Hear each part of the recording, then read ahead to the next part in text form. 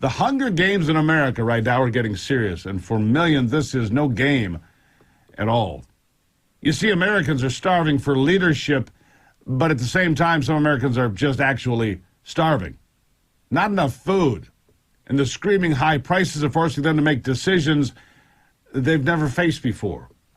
Because in all honesty, if you were born after about 1975, there's a very good chance you don't remember anything like what we're seeing right now economically in this country. We're experiencing double-digit inflation.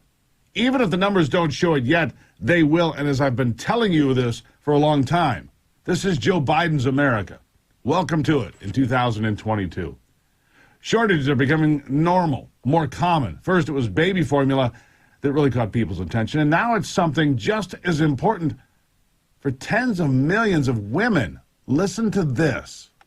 And women are not only faced with a baby formula shortage, but now tampons are in short supply across the U.S. Reports of shortages in feminine hygiene products have been circulating. Tampons especially have become difficult to find. The brand missing the most on store shelves is Tampax. Its maker, Procter & Gamble, released a statement acknowledging that some consumers may be currently be unable to find what they need. According to a spokesperson, the company is working with retailers and producing tampons around the clock to make sure shelves don't remain empty. And according to experts, the rising price of raw materials like cotton are part of the reason for the shortage and a spike in tampon and pad prices.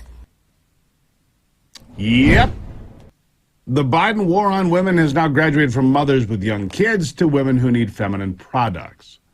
You can guess that Joe Biden, between the diaper changes and recess, if he can find the time to solve that problem like he solved the shortage of baby formula, then he will. That's a lot of diaper changes, a lot of graham crackers, and a lot of recess and naps. This is why Joe Biden's approval rating hit another all-time low yesterday, because Americans from all walks of life are now just walking away from the socialist policy of Joe Biden, the band of thieves. They're running. So now the questions are piling up for those that sold us Joe Biden in the first place. They promised that he would return decency to the Oval Office. And the adults would be back. Competency would be back in charge, they told us. That old dementia Joe would be able to walk and change his diapers at the same time, or something like that, and bring America together by leading from the middle and uniting the country, which, of course, is the polar opposite of what's really happened ever since he took office and unleashed his radical far-left agenda.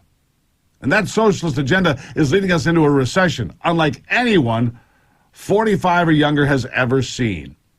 We're headed to a very difficult place, I'll warn you. Unlike anything I've seen since I was a kid. And this is not pleasant. It's nothing you will enjoy watching because people you know are going to get hurt badly. I know because I've seen it firsthand. When I was a kid in the 1970s, I saw people lose homes and cars and hope because parents lost jobs, sometimes both parents. Working good jobs in places like General Motors and Fisher Body in Michigan. They lost jobs. The plants closed down. The recession was bad. Cars weren't selling. Jimmy Carter was a disaster.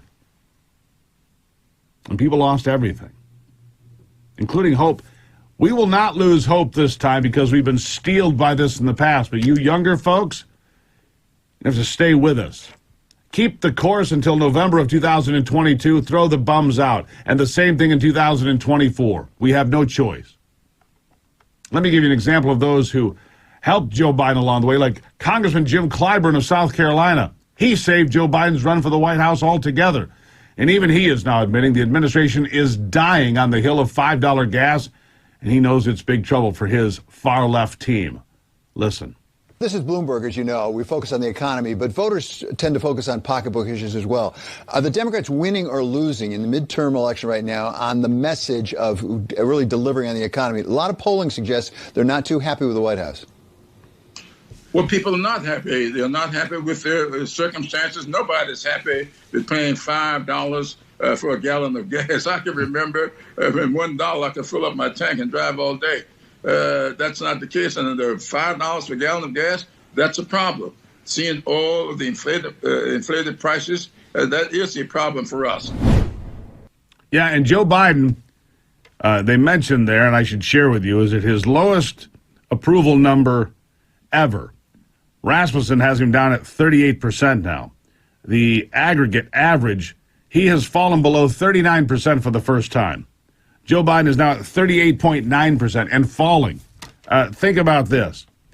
His disapproval number on the 6th of May, 5 weeks ago, was 42.5. His disapproval, that's his approval number, 42.5 approval number is now at 38.9% and falling. Larry Summers was one of the leading economic advisors to Barack Obama. He says Joe Biden and his cast of clowns are lying to you about a coming recession because right now it's pretty much inevitable. In fact, it's pretty much here. Listen. Secretary Yellen, who has the job you once had, said this week that, quote, there is nothing to suggest a recession is in the works. Do you agree with that? No, I don't. You think a recession is in the works? I think that when inflation is as high as it is right now and unemployment is as low as it is right now, it's almost always been followed within 2 years by inflation, by recession. I look at what's happening in the stock and bond markets. I look at where consumer sentiment is. I think there's certainly a risk of recession in the next year. And I think given where we've gotten to, it's more likely than not that we'll have a recession within the next 2 years. We'll have a recession within the next 2 months. I mean, you look around, you see people talking about it everywhere you go. It's the only thing people are talking about, the price of everything. How are they going to fill their gas tank? How are they going to put food on the table? Can they afford to go to work?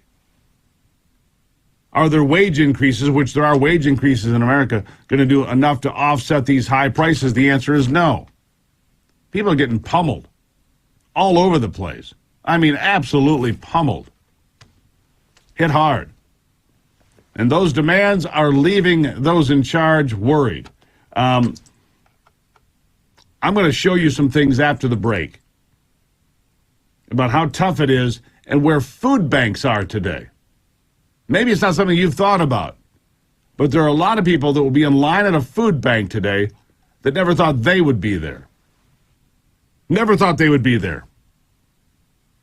And yet, it took less than 18 months for Joe Biden to gut this economy with his band of socialist thieves. We'll explain more in detail straight ahead right here on the Steve Gruber Show. Thank you for being here.